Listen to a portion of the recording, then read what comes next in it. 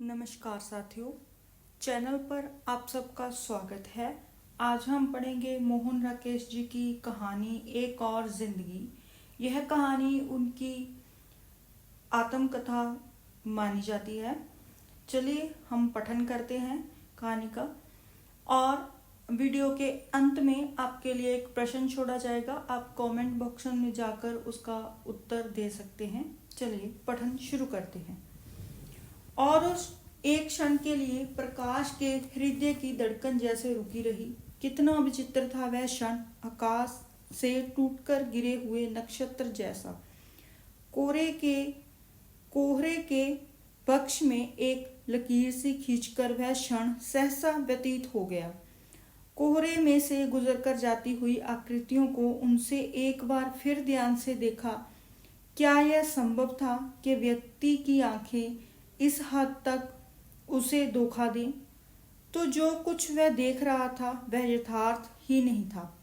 कुछ ही क्षण पहले जब वह कमरे से निकलकर बालकनी पर आया था तो क्या उसने कल्पना में भी यह सोचा था कि आकाश के और शोर तक फैले हुए कोहरे में गहरे पानी की निचली सतह पर तैरती हुई मछलियां जैसी जो आकृतियां नजर आ रही हैं, उनमें कहीं वे दो आकृतियां भी होंगी।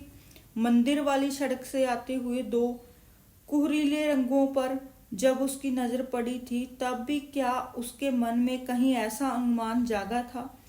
फिर भी न जाने क्यों उसे लग रहा था जैसे बहुत समय से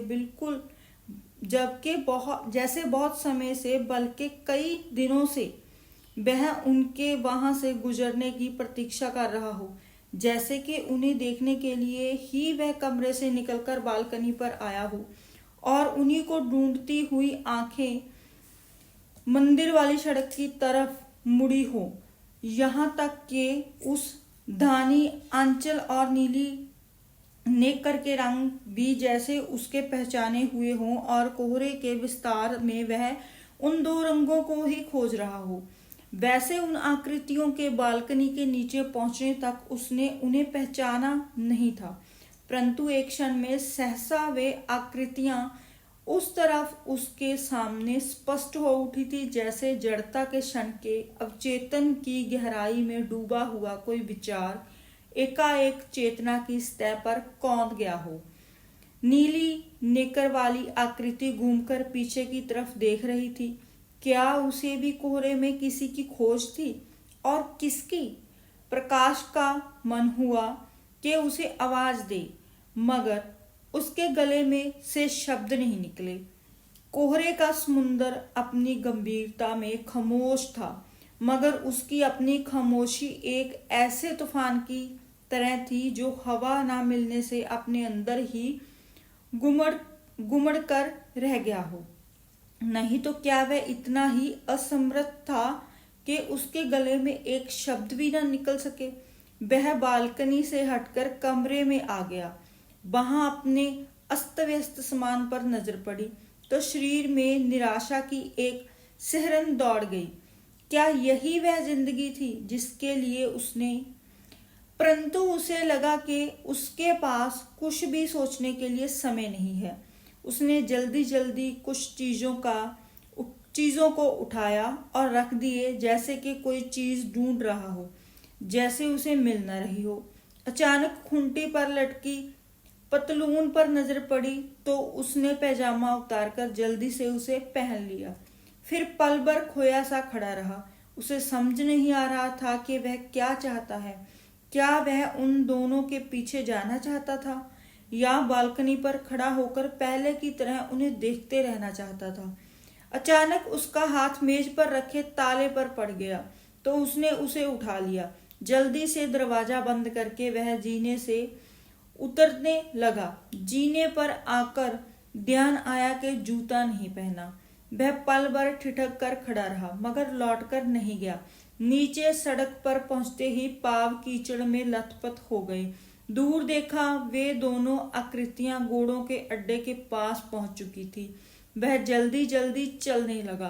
पास से गुजरते एक घोड़े वाले ने उसने कहा कि आगे जाकर नीली नेकर वाले बच्चे को रोक ले। उससे कहे कि कोई उससे मिलने के लिए आ रहा है। घोड़े वाला घोड़ा दौड़ाता हुआ गया, मगर उन दोनों के पास ना रुककर उनसे आगे निकल गया। वहां जाकर ना जाने किसे उसने उसका संदेश दे दिया। जल्दी जल्दी चलते हुए भी प्रकाश को लग रहा था जैसे वह बहुत आहिस्ता चल रहा हो। प्रकाश यहाँ पे नायक है कहानी का। जैसे उसके घुटने जकड़ गए हों और रास्ता बहुत बहुत लंबा हो गया हो। उसका मन इस आशंका से बेचैन था कि उसके पास पहुंचने तक वे लोग घोड़ों पर सवार होकर वहां से चल न दे। जैसे जिस दूरी को वह नापना चाहता था वह ज्यों की त्यों न बनी रहे, मगर ज्यों ज्यों फासला कम हो रहा था उसका कम होना भी उसे अखर रहा था। क्या वह जानबूझकर अपने को एक ऐसी स्थिति में नहीं डाल रहा था जिससे उसे अपने को बचाए रखना चाहिए था? उन लोगों ने घोड़े नहीं लिए थे। वह जब उनसे 3-4 गज दूर रह गया तो सहसा उसके पांव रुक गए। तो क्या सचमुच अब उसे उस स्थिति का सामना करना ही था? पाशी, उससे पहले कि वह निश्चय कर पाता, अन्यास उसके मुंह से निकल गया। बच्चे की बड़ी बड़ी आंखें उसकी तरफ घूम गई, साथ ही उसकी मां की आंखें भी। कोहरे में अचानक कई कई बिजलियां कौंध गई। प्रकाश 2-1 कदम और आगे बढ़ गया। बच्चा हैरान आंखों से उसकी तरफ देखता हुआ अपनी मां के साथ सट गया। पलाश, इधर आ मेरे पास, प्रकाश ने हाथ से चुटकी बजाते हुए कहा, जैसे कि यह हर रोज की साधारण घटना हो और बच्चा अभी कुछ मिनट पहले ही उसके पास से अपनी मां के पास गया हो। बच्चे ने मां की तरफ देखा। वह अपनी आंखें हटाकर दूसरी तरफ देख रही थी। बच्चा अब और भी उसके साथ सट गया और उसकी आंखें हैरानी के साथ साथ एक शरारत से चमक उठी। प्रकाश को खड़े खड़े उलझन हो रही थी। लग रहा था कि खुद चलकर उस दूरी को नापने के सिवा अब कोई चारा नहीं है। वह लंबे लंबे डग भरकर बच्चे के पास पहुंचा और उसे अपनी बाहों में उठा लिया। बच्चे ने एक बार किलक कर उसके हाथों से छूटने की चेष्टा की, परंतु दूसरे ही क्षण अपनी छोटी छोटी बाहें उसके गले में डालकर वह उससे लिपट गया। प्रकाश उसे लिए हुए थोड़ा एक तरफ को हट आया। तूने पापा को पहचाना नहीं था क्या? पहचाना था। बच्चा बाहें उसके गले में डाले झूमने लगा। तो तू झट से पापा के पास क्यों नहीं आया? नहीं आया कहकर बच्चे ने उसे चूम लिया। तू आज ही यहाँ आया है? नहीं, कल आया था। अभी रहेगा या आज ही लौट जाएगा? अभी 3-4 दिन रहूंगा। तो पापा के पास मिलने आएगा ना? आऊंगा। प्रकाश ने एक बार उसे अच्छी तरह अपने साथ सटाकर चूम लिया तो बच्चा किलक कर उसके माथे, आंखों और गालों को जगह जगह चूमने लगा। कैसा बच्चा है? पास खड़े एक कश्मीरी मजदूर ने सिर हिलाते हुए कहा। तुम कहाँ रहते हो? बच्चा बाहें उसी तरह उसकी गर्दन में डाले जैसे उसे अच्छी तरह देखने के लिए थोड़ा पीछे को हट गया। वहां प्रकाश ने दूर अपनी बालकनी की तरफ इशारा किया। तू अब तक वहां आएगा? तू कब तक वहां आएगा? अभी ऊपर जातल दूध पीऊंगा, उसके बाद तुम्हारे पास आऊंगा। बच्चे ने अब अपनी मां की तरफ देखा और उसकी बाहों से निकलने के लिए मचलने लगा। मैं वहां बालकनी में कुर्सी डालकर बैठा रहूंगा और तेरा इंतजार करूंगा। बच्चा बाहों से उतरकर अपनी मां की तरफ भाग गया तो प्रकाश ने पीछे से कहा। क्षण भर के लिए उसकी आंखें बच्चे की मां से मिल गई, परंतु अगले ही क्षण दोनों दूसरी तरफ देखने लगे। बच्चा जाकर मां की टांगों से लिपट गया। वह कोरे के पास देवदारों की धुंधली रेखाओं को देखती हुई बोली, तुझे दूध पीकर आज खिलन मर्ग नहीं चलना है? नहीं, बच्चे ने उसकी टांगों के सहारे उछलते हुए सपाट जवाब दिया। मैं दूध पीतल पापा के पास जाऊंगा। 3 दिन 3 रातों में से आकाश घिरा था। कोहरा धीरे धीरे घना घना हो गया था कि बालकनी से आगे कोई रूप, कोई रंग नजर नहीं आता था। आकाश की पारदर्शिता पर जैसे गाढ़ा सफेदा पोत दिया गया हो। ज्यों-ज्यों वक्त बीत रहा था, कोहरा और घना होता जा रहा था। कुर्सी पर बैठे हुए प्रकाश को किसी-किसी क्षण महसूस होने लगता जैसे वह बालकनी पहाड़ियों से घिरे खुले विस्तार में ना होकर अंतरिक्ष में किसी रहस्यमय प्रदेश में बनी हो। नीचे और ऊपर केवल आकाश ही आकाश हो। अतल में बालकनी की सतह अपने में पूर्ण और स्वतंत्र एक लोक की तरह हो। उसकी आंखें इस तरह एकटक सामने देख रही थी जैसे आकाश और कोहरे में उसे कोई अर्थ ढूंढना हो, अपनी बालकनी के वहां होने का रहस्य जानना हो। कोहरे के बादल कई कई रूप लेकर हवा में इधर उधर भटक रहे थे, अपनी गहराई में फैलते और सिमटते हुए वे अपनी था नहीं पा रहे थे। बीच में कहीं कहीं देवदारों की फुनगियां एक हरी लकीर की तरह बाहर निकली थी। कोहरीले आकाश पर लिखी गई एक अनिश्चित सी लिपि जैसे देखते देखते वह लकीर भी गुम हुई जा रही थी। कोहरे का उफान जैसे उसे भी रहने देना नहीं चाहता था। लकीर को मिटते देखकर प्रकाश ने स्नायुओं में एक तनाव सा बढ़ रहा था, जैसे किसी भी तरह वह उस लकीर को मिटने से बचा लेना चाहता हो। परंतु जब लकीर एक बार मिटकर फिर कोहरे से बाहर नहीं निकली तो उसने सिर पीछे को डाल दिया और खुद भी कोहरे में कोहरा होकर पड़ा रहा। अतीत के कोहरे में कहीं वह दिन भी था जो 4 साल में अब तक बीत नहीं सका था। बच्चे की पहली वर्षगांठ थी। उस दिन वही उनके जीवन की भी सबसे पहली गांठ बन गई थी। ब्याह के कुछ महीने बाद से ही पति पत्नी अलग रहने लगे थे। ब्याह के साथ जो सूत्र जुड़ना चाहिए था वह जुड़ नहीं सका था। दोनों अलग अलग जगह काम करते थे और अपना अपना स्वतंत्र ताना बाना बुनकर जी रहे थे। लोकाचार के नाते साल 6 महीने में कभी एक बार मिल लिया करते थे। वह लोकाचार ही इस बच्चे को दुनिया में ले आया था। बीना इस कहानी की पात्र प्रकाश की पत्नी रही है। समझती थी कि इस तरह जानबूझकर उसे फंसा दिया गया है। प्रकाश सोचता था कि अनजाने में ही उससे एक कसूर हो गया था। साल भर बच्चा माँ के ही पास रहा था। बीच में बच्चे की दादी 6-7 महीने उसके पास रह आई थी। पहली वर्षगांठ पर वीना ने लिखा था कि वह बच्चे को लेकर अपने पिता के पास लखनऊ जा रही है। वहीं पर बच्चे के जन्मदिन की पार्टी होगी। प्रकाश ने उसे तार दिया था कि वह भी उस दिन लखनऊ आएगा, अपने एक मित्र के यहाँ हजरतगंज में ठहरेगा। अच्छा होगा कि पार्टी वहीं दी जाए। लखनऊ में कुछ मित्रों को भी उसने सूचित कर दिया था कि बच्चे की वर्षगांठ के अवसर पर वे उसके साथ चाय पीने के लिए आए। उसने सोचा था कि बीना उसे स्टेशन पर मिल जाएगी, परंतु वह नहीं मिली। हजरतगंज पहुंचकर नहा धो चुकने के बाद उसने बीना के पास संदेश भेजा कि वह वहां पहुंच गया है। कुछ लोग 4:30-5 बजे चाय पीने आएंगे। इससे पहले वह बच्चे को लेकर जरूर वहां आ जाए। मगर 5 बजे, 6 बजे, 7 बज गए, बीना बच्चे को लेकर नहीं आई।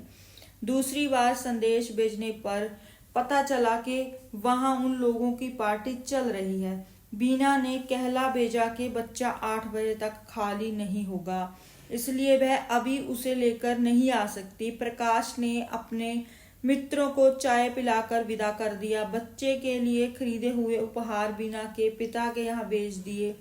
साथ में यह संदेश भेजा कि बच्चा जब भी खाली हो उसे थोड़ी देर के लिए उसके पास ले आया जाए। मगर 8 के बाद 9 बजे, 10 बजे, 11 बज गए, पर बीना ना तो खुद बच्चे को लेकर आई और ना ही उसने जैसे किसी और के साथ भेजा। वह रात भर सोया नहीं। उसके दिमाग की जैसे कोई छेनी से शीतला रहा। सुबह उसने फिर बीना के पास संदेश भेजा। इस बार बीना बच्चे को लेकर आ गई। उसने बताया कि रात को पार्टी देर तक चलती रही, इसलिए उसका आना संभव नहीं हुआ। अगर सचमुच उसे बच्चे से प्यार था तो उसे चाहिए था कि उपहार लेकर खुद उनके यहाँ पार्टी में चला आता। उस दिन सुबह से शुरू हुई बातचीत आधी रात तक चलती रही। प्रकाश बार बार कहता रहा, बीना मैं इसका पिता हूँ, इस नाते मुझे इतना अधिकार तो है कि मैं इसे अपने पास बुला सकूं। परंतु बीना का उत्तर था, आपके पास पिता का दिल होता तो आप पार्टी में ना आ जाते। यह तो एक आकस्मिक घटना ही है कि आप इसके पिता हैं। बीना वह फटी फटी आंखों से उसके चेहरे की तरफ देखता रह गया। मैं नहीं समझ पा रहा था कि तुम दरअसल चाहती क्या हो। मैं कुछ भी नहीं चाहती। आपसे मैं चाहूंगी, तुमने सोचा है कि तुम्हारे इस तरह व्यवहार करने से बच्चे का क्या होगा? जब तुम अपने ही बारे में कुछ नहीं सोच सके तो इसके बारे में क्या सोचोगे? क्या तुम पसंद करोगी कि बच्चे को मुझे सौंप दो और खुद स्वतंत्र हो जाओ? इसे आपको सौंप दूं? बीना के स्वर में विस्तीर्णता गहरी हो गई। किस चीज के भरोसे? कल को आपकी जिंदगी क्या होगी यह कौन कह सकता है? बच्चे को उस अनिश्चित जिंदगी के भरोसे छोड़ दूं? इतनी मूर्ख मैं नहीं हूं। तो क्या तुम यही चाहोगे कि इसका फैसला करने के लिए अदालत में जाया जाए? आप अदालत में जाना चाहते हैं तो मुझे कोई एतराज नहीं है। जरूरत पड़ने पर मैं भी सुप्रीम कोर्ट तक आपसे लड़ूंगी। आपका बच्चा पर कोई हक नहीं है। आपका बच्चे पर कोई हक नहीं है। बच्चे को पिता से ज्यादा माँ की जरूरत होती है। कई दिन कई सप्ताह वह मन ही मन संघर्ष करता रहा। जहां उसे दोनों ना मिल सके वहां माँ तो उसे मिलनी ही चाहिए। अच्छा है मैं बच्चे की बात भूल जाऊं और नए सिरे से अपनी जिंदगी शुरू करने की कोशिश करूं, मगर फिजूल की बाबुकता में कुछ नहीं रखा। बच्चे अच्छे तो होते ही रहते हैं। संबंध विच्छेद करके फिर से ब्याह कर लिया जाए तो घर में और बच्चे हो जाएंगे। मन में इतना ही सोच लेना होगा कि इस बच्चे के साथ कोई दुर्घटना हो गई थी। सोचते सोचते दिन सप्ताह और महीने निकल गए। मन में एक आकांक्षा उठी, क्या सचमुच पहले की जिंदगी को मिटाकर इंसान नए सिरे से जिंदगी शुरू कर सकता है? जिंदगी के कुछ वर्षों को वह एक दुस्वप्न की तरह भूलने का प्रयत्न कर सकता है। कितने इंसान हैं जिनकी जिंदगी कहीं ना कहीं किसी ना किसी दोराहे से गलत दिशा की तरफ भटक जाती है। क्या उचित यह नहीं कि इंसान उस रास्ते को बदलकर अपने को सही दिशा में ले आए? आखिर आदमी के पास एक ही तो जिंदगी होती है, प्रयोग के लिए भी और जीने के लिए भी। तो क्यों आदमी एक प्रयोग की असफलता को जिंदगी की असफलता मान ले? कोर्ट में कागज पर हस्ताक्षर करते समय छत के पंखे से टकराकर एक चिड़िया का बच्चा नीचे आ गिरा। हाय चिड़िया मर गई, किसी ने कहा। मरी नहीं, अभी जिंदा है, कोई और बोला। चिड़िया नहीं है, चिड़िया का बच्चा है, किसी तीसरे ने कहा। नहीं चिड़िया है, नहीं चिड़िया का बच्चा है। इसे उठाकर बाहर हवा में छोड़ दो। नहीं यहीं पड़ा रहने दो, बाहर इसे कोई बिल्ली विल्ली खा जाएगी। पर यह यहाँ आया किस तरह? जाने किस तरह रोशनदान के रास्ते आ गया होगा। बेचारा कैसे तड़प रहा है। शुक्र है पंखे ने इसे काट नहीं दिया। काट दिया होता तो बल्कि अच्छा था। अब इस तरह लुंजे पंखे से बेचारा क्या जिएगा? लुंजे पंखों से बेचारा क्या जिएगा?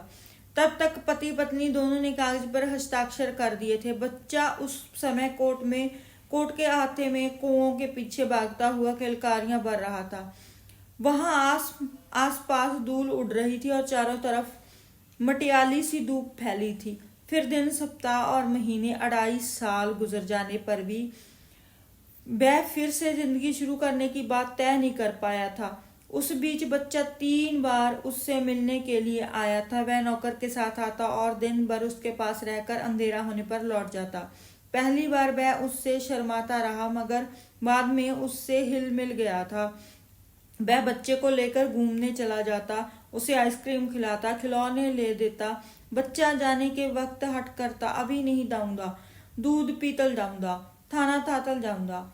जब बच्चा इस तरह की बात करता तो उसके अंदर कोई चीज दुखने लगती। उसका मन होता कि नौकर को झिझक कर वापस भेज दे और बच्चे को कम से कम रात भर के लिए अपने पास रख ले। तब नौकर बच्चे से कहता, बाबा चलो अब देर हो रही है, तो उसका मन एक हताश आवेग से कांपने लगता और बहुत मुश्किल से वह अपने को संभाल पाता। आखिरी बार बच्चा रात के 9 बजे तक रुका रह गया तो एक अपरिचित व्यक्ति उसे लेने के लिए चला आया।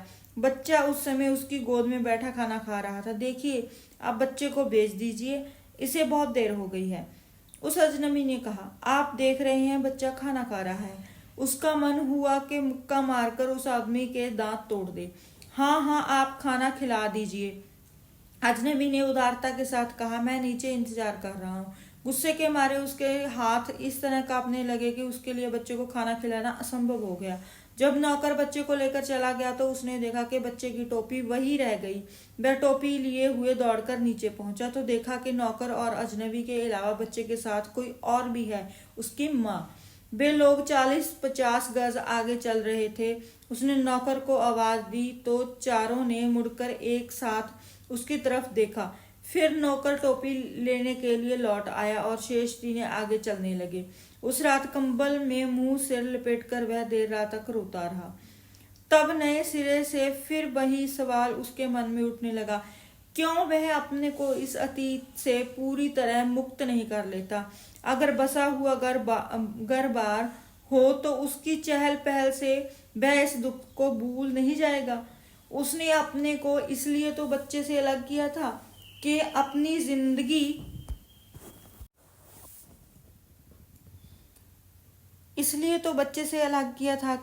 जिंदगी को एक नया मोड़ दे सके। फिर इस तरह अकेली जिंदगी जीकर वह यह यंत्रणा किस लिए सह रहा है। परंतु नए सिरे से जिंदगी शुरू करने की कल्पना में सदा एक आशंका मिली रहती थी। वह जितना उस आशंका से लड़ता था वह उतनी ही और तीव्र हो उठती थी। जब उसका एक प्रयोग सफल नहीं हुआ तो कैसे कहा जा सकता है कि दूसरा प्रयोग सफल होगा। वह पहले की भूल दोहराना नहीं चाहता था, इसलिए उसकी आशंका ने उसे बहुत सतर्क कर दिया था। वह जिस किसी लड़की को अपनी भावी पत्नी के रूप में देखता, उसके चेहरे में उसे अपने पहले जीवन की छाया नजर आने लगती।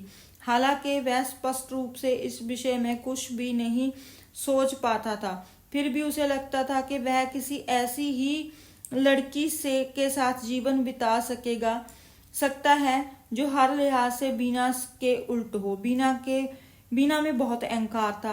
वह उसके बराबर पढ़ी लिखी थी, उससे ज्यादा कमाती थी, उसे अपनी स्वतंत्रता का बहुत मान था और उस पर भारी पड़ती थी।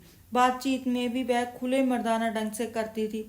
वह अब एक ऐसी लड़की चाहता था जो हर लिहाज से उस पर निर्भर करे और जिसकी कमजोरियां एक पुरुष के आश्रय की अपेक्षा रखती हूँ।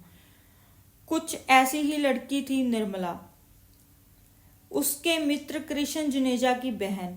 जो 2 बार उसने उस लड़की को जुनेजा के यहाँ देखा था। बहुत सीधी सी लड़की थी, साधारण पढ़ी लिखी थी और साधारण ढंग से ही रहती थी। 26-27 की होकर भी उसमें वह 28-19 से ज्यादा की नहीं लगती थी।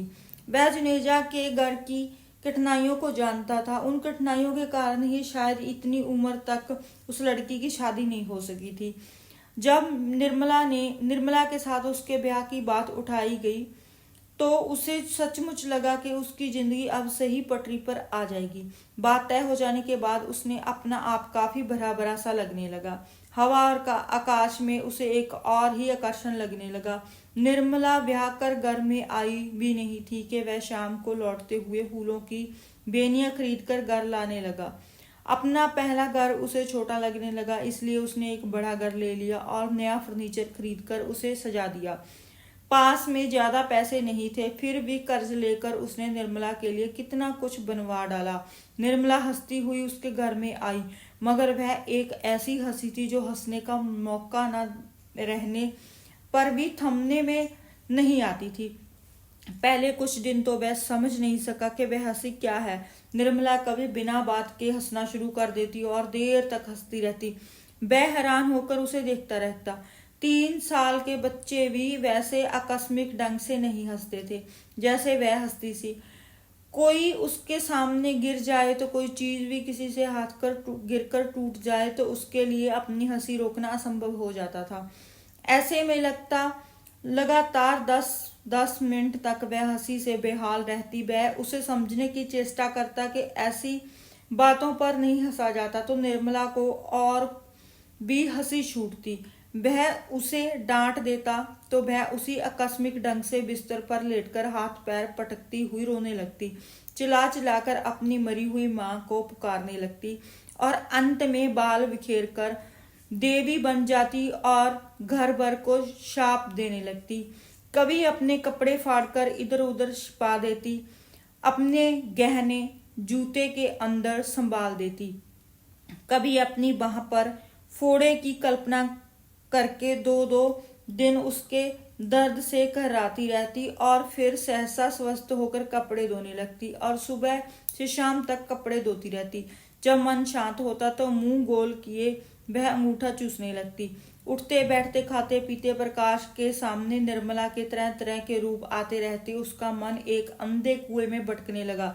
रास्ता चलते हुए उसके मन में एक शून्य सा गिर आता और वह बोचक्का सा सड़क के किनारे खड़ा होकर सोचने लगता कि वह घर से क्यों आया है और कहाँ जा रहा है। उसका किसी से मिलने का या कहीं भी जाने आने का मन न होता। कई बार वह बिल्कुल जड़ होकर देर तक एक ही जगह खड़ा या बैठा रहता। एक बार सड़क पर चलते हुए वह खंबे से टकराकर नाली में गिर गया। एक बार बस पर चढ़ने की कोशिश में नीचे गिर जाने से उसकी बुरशट पीछे से फट गई और वह इससे बेखबर दूसरी बस में चढ़कर आगे निकल गया। उसे पता तब चला जब किसी ने रास्ते में उससे कहा, जेंटलमैन, तुम्हारे घर जाकर अपने कपड़े बदल लीजिए। उसे लगता जैसे वह जी ना रहा हो, अंदर ही अंदर घुट रहा हो। क्या यही वह जिंदगी थी जिसे पाने के लिए उसने इतने साल अपने से संघर्ष किया था। साथियों, अभी आप सुन रहे थे मोहन राकेश जी की आत्मकथानुमा कहानी एक और जिंदगी। इसमें आप उनकी जीवन कथा को देख सकते हैं। अभी आपके लिए प्रश्न है कि मोहन राकेश जी का मूल नाम क्या था, उनका जन्म वर्ष क्या था। आप कमेंट बॉक्स में जाकर इसका उत्तर लिख सकते हैं। इस कहानी को हम अगले पार्ट में और पढ़ेंगे। आप चैनल को सब्सक्राइब कर लीजिए और वीडियो को लाइक शेयर जरूर कीजिए। धन्यवाद।